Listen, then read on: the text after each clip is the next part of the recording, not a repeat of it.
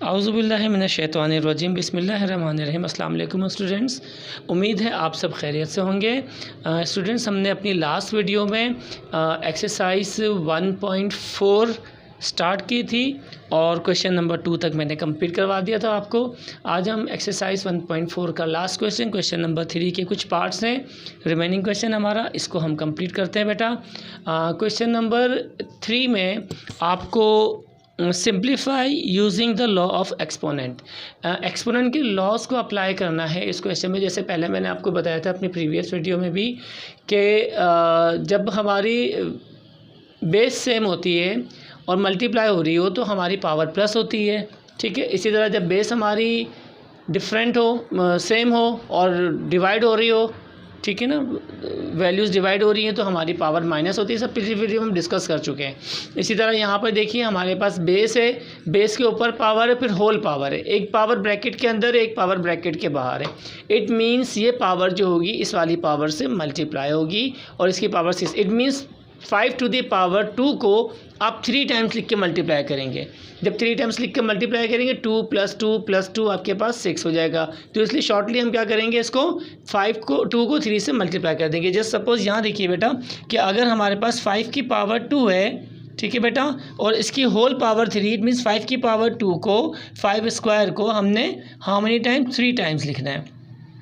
और अभी मैंने आपको बताया था कि जब बेस सेम हो और मल्टीप्लाई हो रही हो वैल्यू तो हम क्या करेंगे, हम इसको पावर्स को प्लस कर लेंगे। इट मीन्स 5 की पावर हमारे पास क्या हो जाएगी, 2 + 2 + 2 क्या हो जाएगी, ये 5 की पावर 6 हो जाएगी।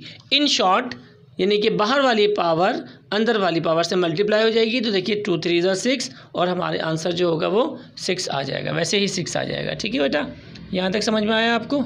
अब आगे चलते हैं क्वेश्चन नंबर 2 की तरफ।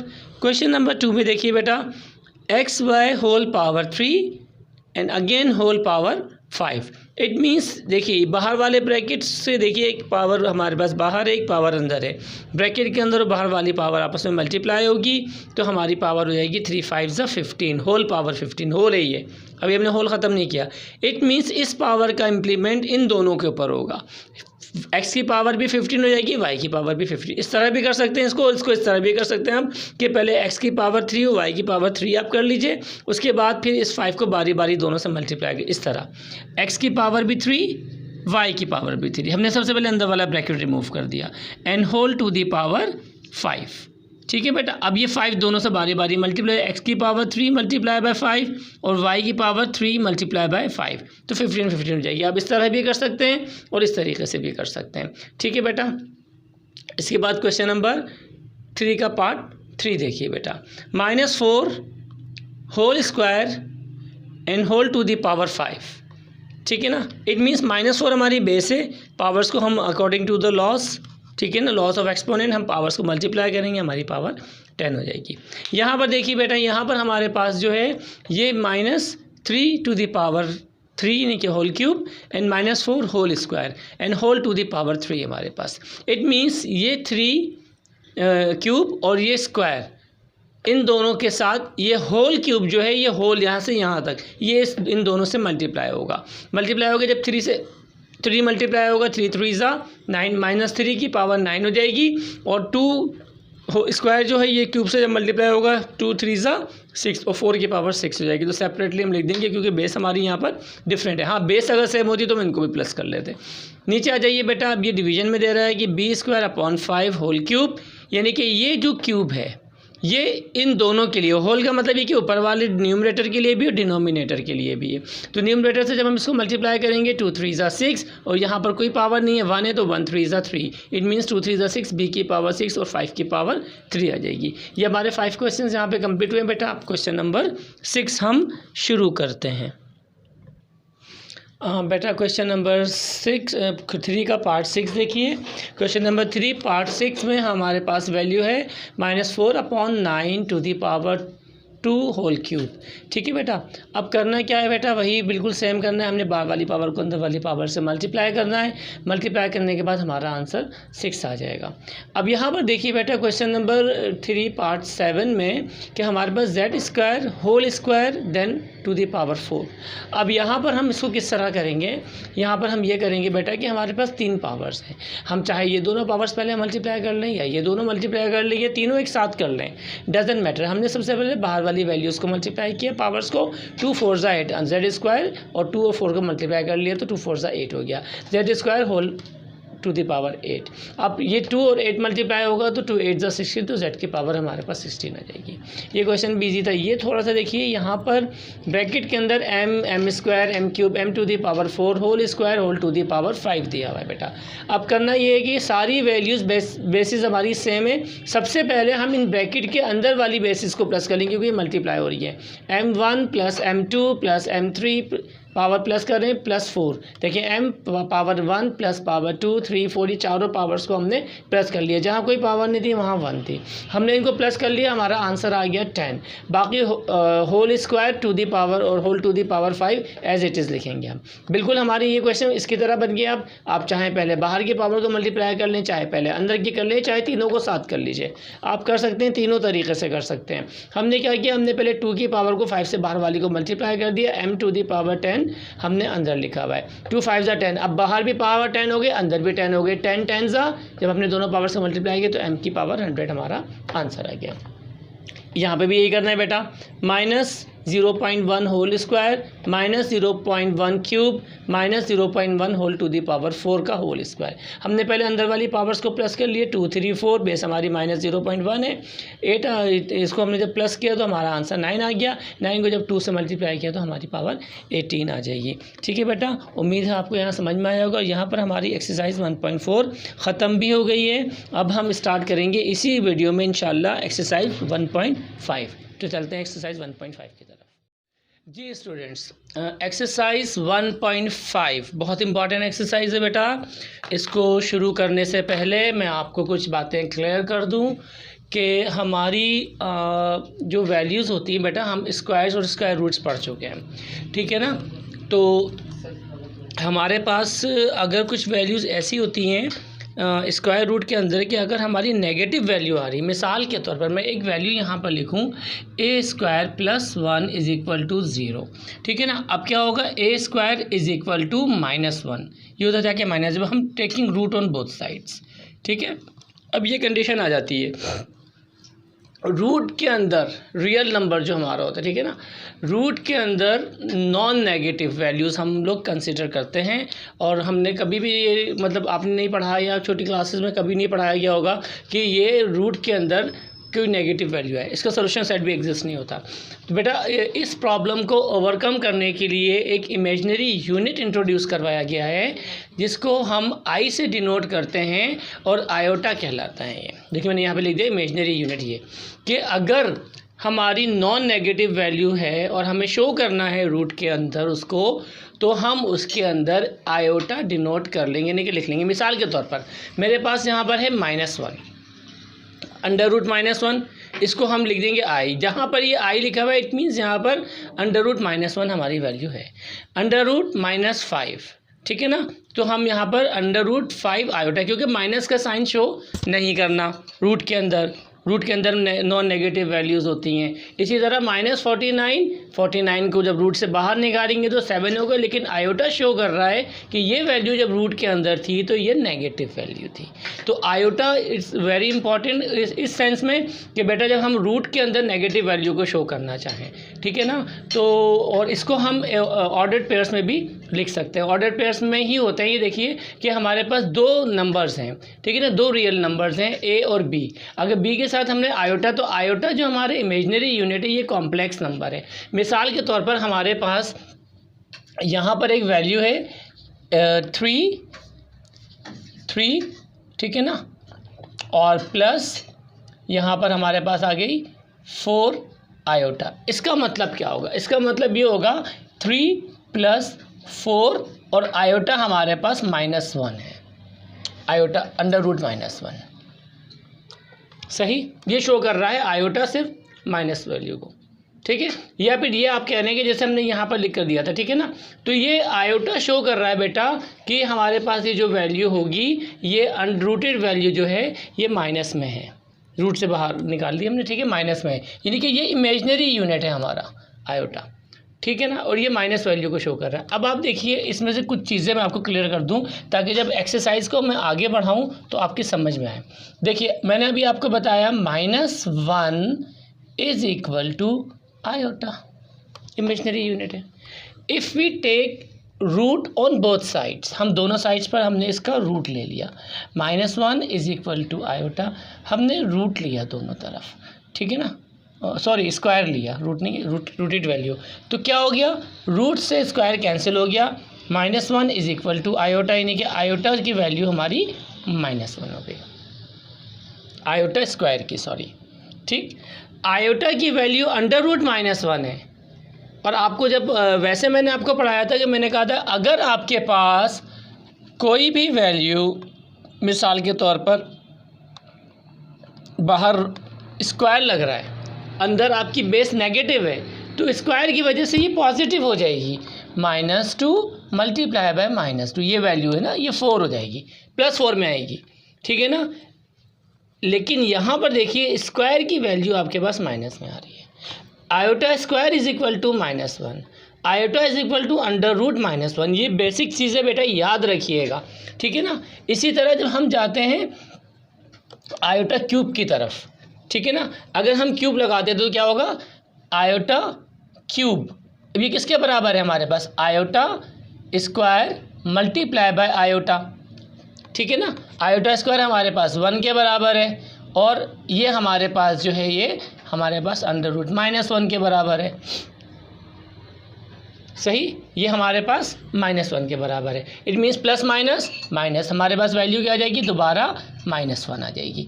इट मीन्स आयोटा क्यूब भी -1 के बराबर हो गया, सही। अब आप आ जाइए आयोटा की पावर 4, आयोटा की पावर 4 यानी कि -1 आयोटा, इसको इस वे में कर लेंगे, iota square multiply by iota square, i square imaginary unit हमारा, क्या हो जाएगा बेटा, आयोटा की value -1 multiply by -1 is equal to 1।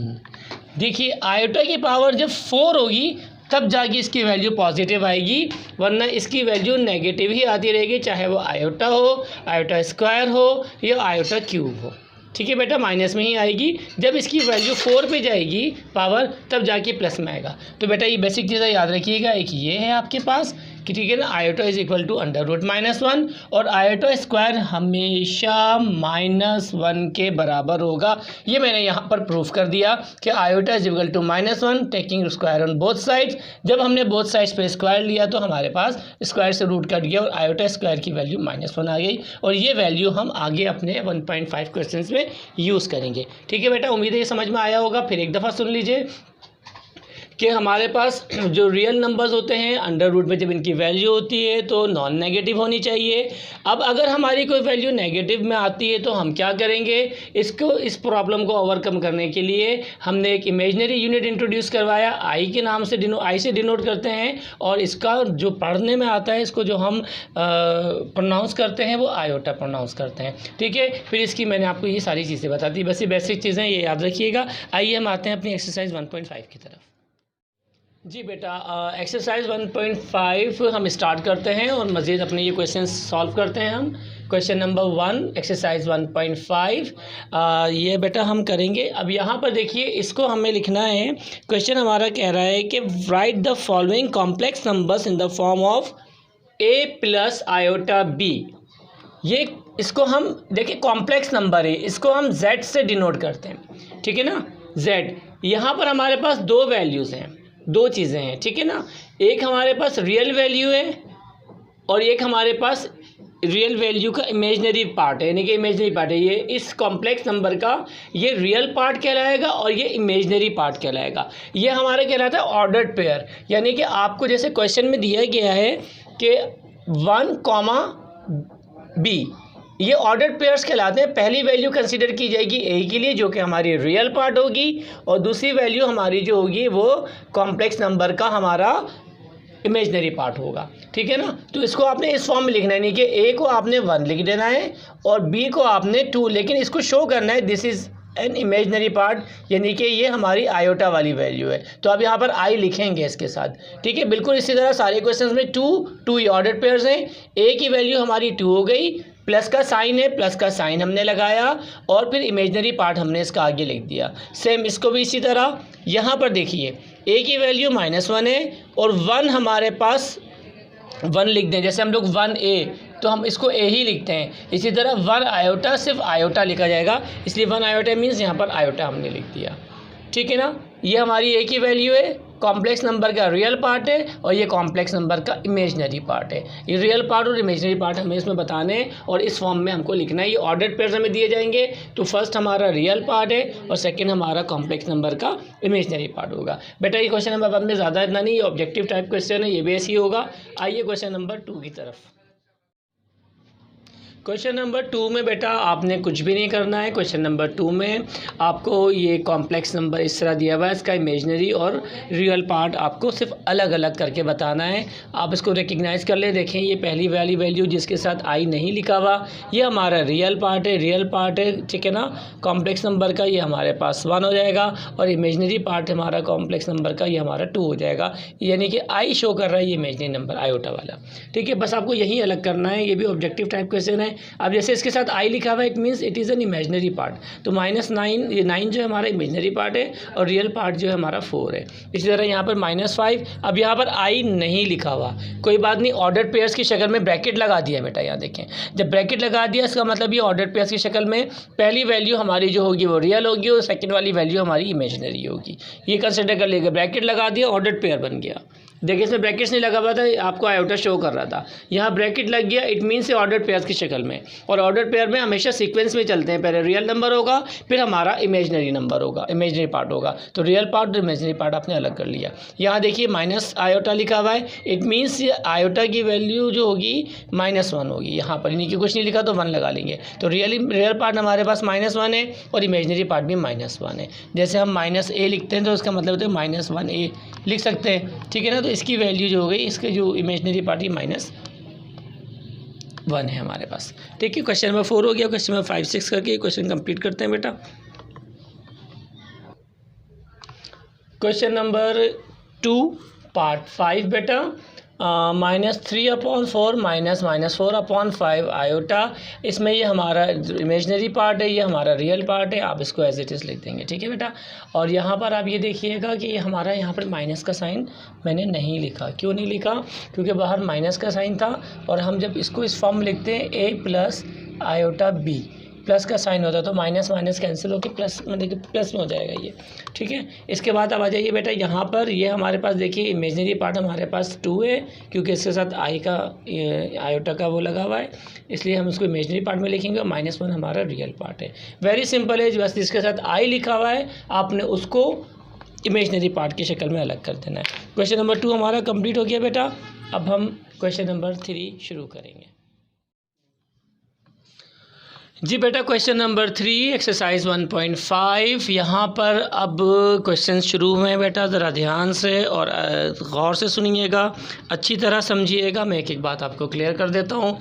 इस क्वेश्चन में हमसे ये कहा जा रहा है find the conjugate of the following complex numbers, ठीक है ना। कॉम्प्लेक्स नंबर्स वही आपको पता है ना कि एक इमेजनरी पार्ट एक रियल पार्ट है, हमारे पास कॉम्प्लेक्स नंबर्स हैं और इसको हम z से डिनोट करते हैं। सारी बातें मैं आपको बता चुका हूँ। लेट हमारे पास जो z है वो 3 + 2 आयोटा यानी कि कॉम्प्लेक्स नंबर ही हमारे पास है। कॉन्जुगेट का मतलब क्या होता है? आप यहाँ पर एक स्टेटमेंट चाहें तो इस जगह लिख सकते हैं conjugate on both sides. Conjugate का मतलब ये होता है कि हम एक बार सा लगा देते हैं इसके ऊपर, ये छोटा सा ना दोनों साइड्स पे बार मीन्स हम इसके ऊपर से एक लाइन डाल देते हैं। इसका मतलब ये होगा ये कॉन्जुगेट। कॉन्जुगेट बेसिकली होता क्या है? कॉन्जुगेट देखिए हम इसको करेंगे तो इसके ऊपर ये बार शो कर रहा है कि ये z की जो वैल्यू हुई है कॉन्जुगेट होकर आई है। कॉन्जुगेट का बार जब इस कॉम्प्लेक्स नंबर्स में से हटेगा बेटा तो याद रखिएगा रियल पार्ट और इमेजनरी पार्ट, कॉम्प्लेक्स नंबर का रियल पार्ट और इमेजनरी पार्ट, इन दोनों के बीच में जो साइन है वो साइन चेंज हो जाएगा। दोनों के बीच में, मेरे सेंटेंस पे गौर कीजिएगा, रियल पार्ट और इमेजनरी पार्ट के बीच में जो साइन है वो साइन चेंज होगा, सिर्फ वो साइन चेंज होगा, यानी कि प्लस जो होगा ये माइनस में चेंज हो जाएगा। यहाँ देखिए ये ऑर्डर प्लेस में दिया हुआ, इट मीन सेकंड वैल्यू हमारी आयोटा की होगी। Let z is equal to -1 image real part है और आयोटा हमारे पास इमेजनरी पार्ट है। कॉन्जुगेट ऑन बोथ साइड्स पे हमने बार लगाया, लाइन डाली।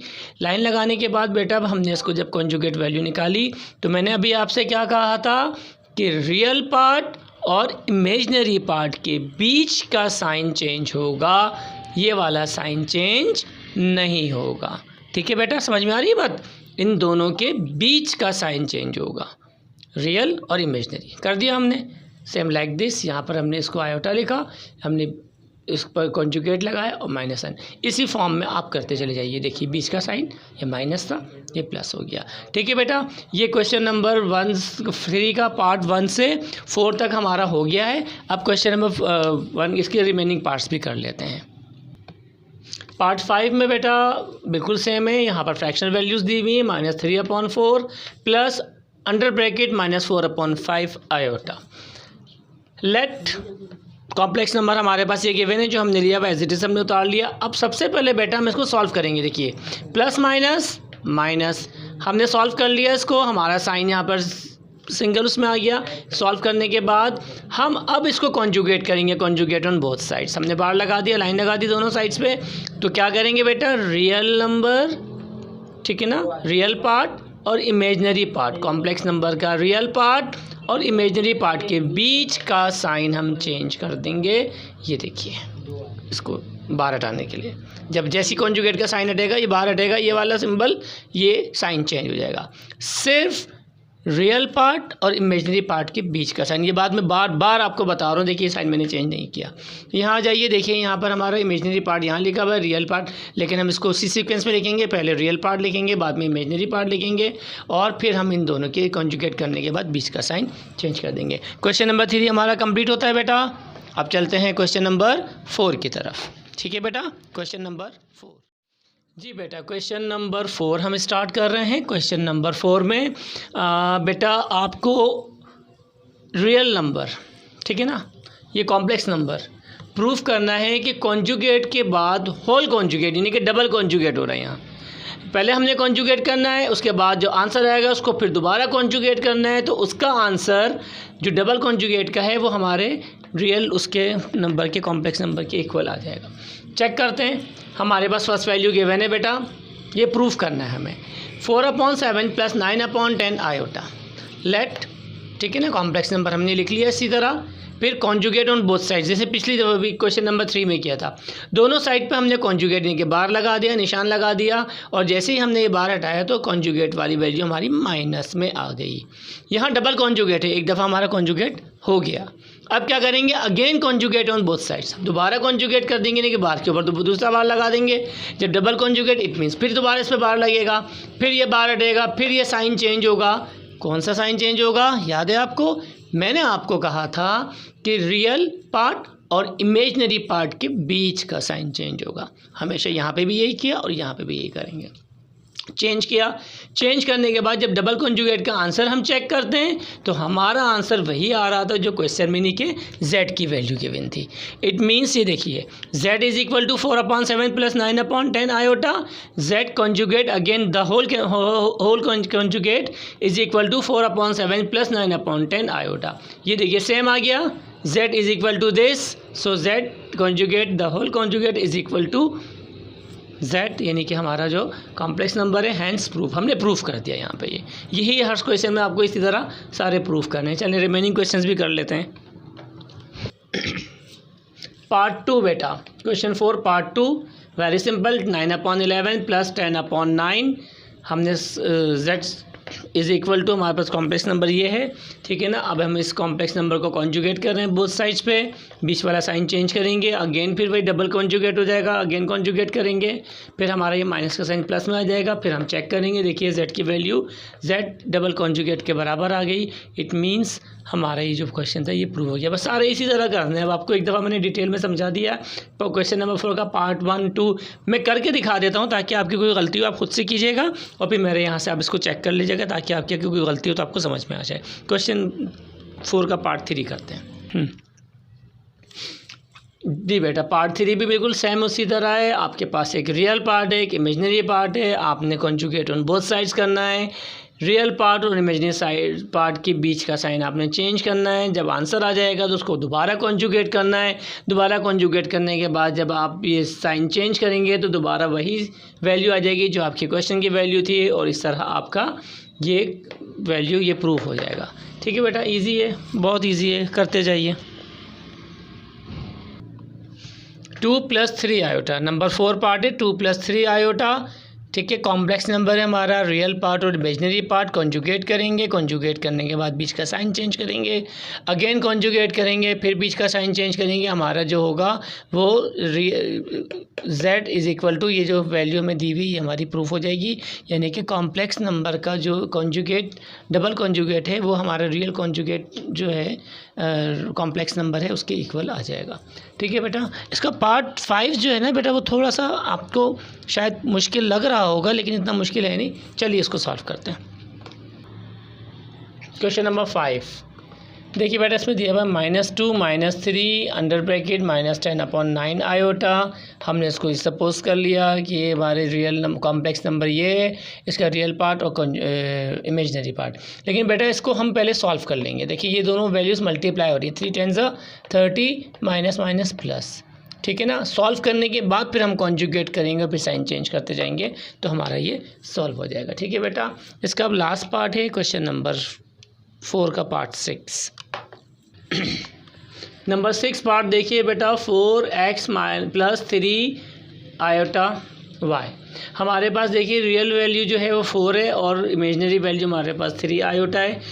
उसी तरह आप बिल्कुल कॉन्जुगेट करते जाइए। आखिर में देखिएगा आपकी वैल्यू सेम आ जाएगी और आपकी ये प्रूफ हो जाएगा कि डबल कॉन्जुगेट = कॉम्प्लेक्स नंबर्स। ठीक है बेटा, यहाँ पर हमारा क्वेश्चन नंबर 4 कंप्लीट होता है। क्वेश्चन नंबर 5 बेटा, क्वेश्चन नंबर 5 भी बहुत इम्पॉर्टेंट है। आइए उसको सॉल्व करते हैं। जी बेटा, एक्सरसाइज 1.5 का हम क्वेश्चन नंबर 5 स्टार्ट कर रहे हैं। अब क्वेश्चन नंबर 5 में बेटा आपको x और y की वैल्यूज़ मालूम करनी है। देखिए पार्ट 1 में आपको गिवन है रियल पार्ट और इमेजिनरी पार्ट। कॉम्प्लेक्स नंबर का रियल पार्ट x और imaginary part y iota, iota से इमेजिनरी पार्ट। ठीक है ना, -5 = -5 + 5 आयोटा। तो रियल पार्ट को रियल पार्ट के इक्वल कर दीजिए, इमेजिनरी पार्ट को इमेजिनरी पार्ट के इक्वल कर दीजिए, आंसर आ जाएगा। सही है, real part x = -5 and y iota = 5 iota. Iota तो हमारे पास ये इमेजिनरी यूनिट है हमारे पास। ठीक है ना, तो हमने लिख दिया y = 5। अब यहाँ पर आ जाइए बेटा, हमें वैल्यू मालूम करनी है x और y की। हमें यहाँ पर दिया हुआ है x² और y² आयोटा, इमेजिनरी वैल्यू हमारी ये है, इमेजिनरी पार्ट = 16/9 + 9/25 आयोटा। इमेजिनरी को रियल पार्ट को रियल पार्ट के इक्वल कर दीजिए, यानी कि x² = 16/9। हमें स्क्वायर की वैल्यू मालूम करनी है। हम taking root on both sides, हम रूट लेंगे दोनों साइड्स पे तो स्क्वायर से रूट कैंसिल हो जाएगा और 16/9 4 4 = 16 3 3 = 9 पेयर बन के x की वैल्यू हमारे पास आ जाएगी 4/3। ये आप कैलकुलेटर से भी निकाल सकते हैं। आपने कैलकुलेटर पे 16 लिखना है और रूट का बटन आपके पास होगा, वो कि आपको प्रेस करना है तो आपके पास 4 वैल्यू आ जाएगी। इसी तरह 9 लिखिएगा, 9 के बाद रूट की वैल्यू प्रेस कीजिएगा, ये रूट का बटन प्रेस कीजिएगा तो आपके पास 3 आ जाएगी। ठीक है ना, न्यूमरेटर को न्यूमरेटर से रूट निकालेंगे, डिनोमिनेटर का डिनोमिनेटर से रूट निकालेंगे। इसके बाद हमारे पास बेटा अब आ जाइए इमेजिनरी पार्ट। इमेजिनरी पार्ट यानी कि y² = 9/25 हमने लिख लिया। ठीक है, यहाँ पर एक स्टेटमेंट मैंने नहीं लिखा है, taking root on both sides, यहाँ मैंने लिख दिया था इसलिए मैंने यहाँ नहीं लिखा, लेकिन एहतियातन आप लोग यहाँ लिख लीजिएगा। ठीक है, पता चल जाएगी हमने रूट लिया दोनों साइड्स पे। रूट लेने के बाद ये पार्ट नेसेसरी नहीं है, सिर्फ आपको समझाने के लिए। ठीक है ना, इस y² = 9/25 taking root on both sides. Both sides पे रूट लेने के बाद जैसे आपको मैंने रूट निकालना बताया, 9 का 3 आ जाएगा और 25 का 5 आ जाएगा। 5 5 = 25। ये मैंने सिर्फ एक्सप्लेन करने के लिए दिया है। तो बेटा ये पार्ट 1 पार्ट 2 कंप्लीट हो गए। अब आइए पार्ट 3 करते हैं। जी क्वेश्चन नंबर 5 पार्ट 3 देखिए बेटा, y square plus x upon 3 iota is equal to 121 minus 9 upon 5 iota. अब हम क्या करेंगे, हम रियल पार्ट को रियल पार्ट के इक्वल कर लेंगे और इमेजनरी पार्ट को इमेजनरी पार्ट के इक्वल कर लेंगे। रियल पार्ट हमारे पास है बेटा y square is equal to 121, taking root on both sides पे रूट लिया हमने। 121 इज इक्वल टू 11 11 सा, ठीक है, 11 मल्टीप्लाई बाय 11। सिर्फ समझाने के लिए आप 121 कैलकुलेटर में लिखिए, रूट का बटन प्रेस करेंगे, आपका खुद ही आंसर 11 आ जाएगा। स्क्वायर से रूट कैंसिल हो जाएगा और आपके वाई की वैल्यू आपके पास 11 आ जाएगी। रूट हमने क्यों लिया, रूट हम इसलिए ले रहे हैं कि हमें क्वेश्चन में कहा गया बेटा एक्स और वाई की वैल्यू निकालनी है और हमें x square y square given है यहाँ पे, ठीक है ना। यहाँ पे वाई स्क्वायर दिया हुआ है तो स्क्वायर रिमूव करने के लिए रूट लगाना पड़ेगा, रूट लगाएंगे तो हमारे पास ये वैल्यू आ जाएगी। अच्छा, दूसरी वाली जो इमेजनरी पार्ट है उसमें बेटा हमें स्क्वायर नहीं दिया हुआ बल्कि वैल्यू दी हुई है x upon 3 is equal to minus 9 upon 5 के, ठीक है। अब देखिए एक्स अपॉन 3 हमें एक्स की वैल्यू मालूम करना है और 3 जो है यहाँ डिवाइड हो रहा है। जब यहाँ 3 डिवाइड हो रहा है तो राइट साइड पे जब हम इसको मूव करेंगे तो यहाँ डिवाइड की वैल्यू वहाँ जाकर मल्टीप्लाई हो जाती है। जब ये 3 यहाँ आके मल्टीप्लाई होगा यहाँ से रिमूव होकर तो ये 3 9 से मल्टीप्लाई हो जाएगा। 9 3 27 माइनस प्लस माइनस -27 और 5 एज इट इज़ आ जाएगा -27 अपॉन 5, हमारे पास एक्स की वैल्यू आ जाएगी। अब बेटा करते हैं इसका लास्ट पार्ट और इसके बाद हमारी एक्सरसाइज इंशाल्लाह ताला फिनिश हो जाएगी। Question number 5 part 4 last part बेटा, हमारे पास देखिए रियल पार्ट और इमेजनरी पार्ट जैसे मैंने बताया था गिवन है। रियल पार्ट को रियल पार्ट के इक्वल हमने कर लिया। इसके बाद देखिए अंडर रूट 5 अपॉन 3 एक्स, हमें एक्स की वैल्यू निकालनी है। अच्छा, is equal to 6 under root 3 upon under root 2। अब यहाँ पर हमारे पास जो फ्रैक्शनल वैल्यू बेटा आप याद रखिएगा कि जब हमें एक्स की वैल्यू मालूम करनी है तो अंडर रूट 5 अपॉन 3 को हम राइट साइड पर मूव करेंगे, पहली बात।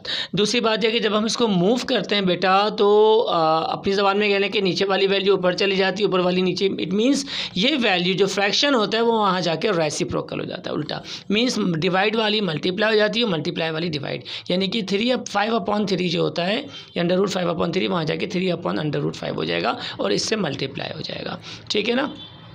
अब क्या होगा, यहाँ पर हमारे पास x रह गया, ये 3 है और ये 6 है बेटा, ये रूट के अंदर है, रूट के अंदर वाली वैल्यू रूट के अंदर वाली वैल्यू से मल्टीप्लाई होती है, रूट की बाहर वाली वैल्यू रूट की बाहर वाली वैल्यू से मल्टीप्लाई होती है। तो हम 3 को 6 से मल्टीप्लाई करेंगे, 3 6 18, रूट के अंदर वाली वैल्यू एज इट इज़ रहेगी। अब देखिए रूट के अंदर वाली दोनों वैल्यूज़ डिनोमिनेटर में, ये दोनों वैल्यूज़ आपस में मल्टीप्लाई होकर 10 हो जाएंगे और इस तरह हमारे पास x की वैल्यू आ जाएगी। याद रखिएगा फ्रैक्शनल वैल्यू जब यहाँ से राइट से लेफ्ट पर मूव होती है तो वो रेसिप्रोकल हो जाती है। ये हम पहले प्रीवियस उसमें पढ़ चुके हैं कि मल्टीप्लिकेटिव इनवर्स जैसे है ना रेसिप्रोकल हो जाएगी।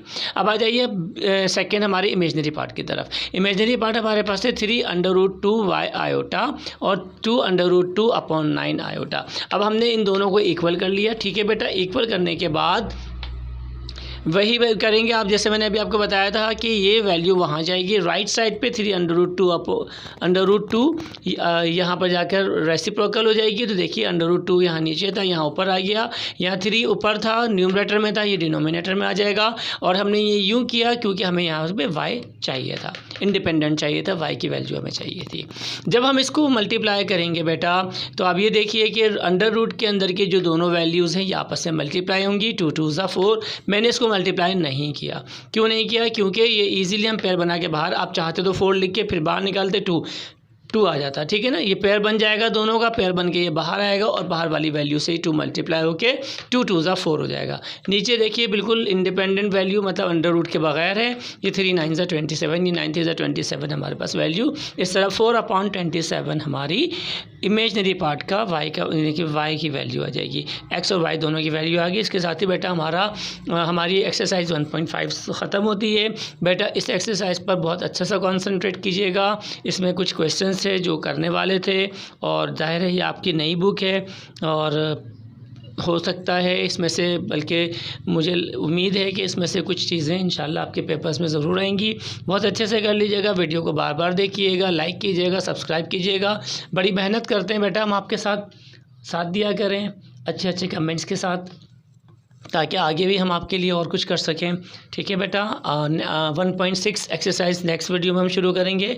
उस वक्त के लिए मुझे इजाज़त दीजिए और मुझे इंतज़ार रहेगा आपके कमेंट्स का। Thank you so much. Allah हाफिज़।